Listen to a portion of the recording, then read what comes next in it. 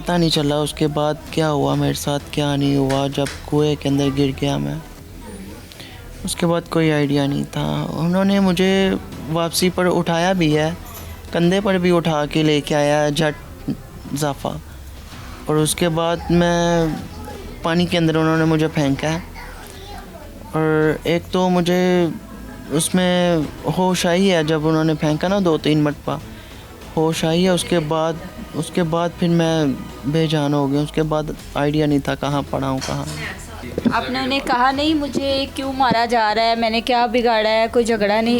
इतनी होश ही नहीं थी मुझे, इतनी होश ही नहीं थी। वो लोग क्या करते हैं, कोई क्रिमिनल रिकॉर्ड है उनका?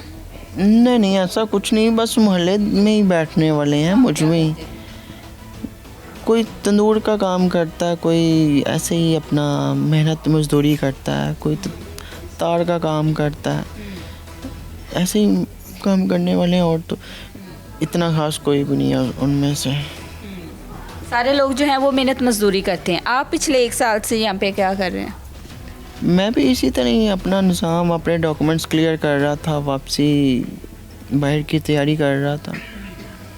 कहते हैं कि एक मछली गंदी हो तो पूरा तालाब गंदा हो जाता है। बुरे दोस्तों की सोहबत आपको कहाँ से कहाँ ले आई?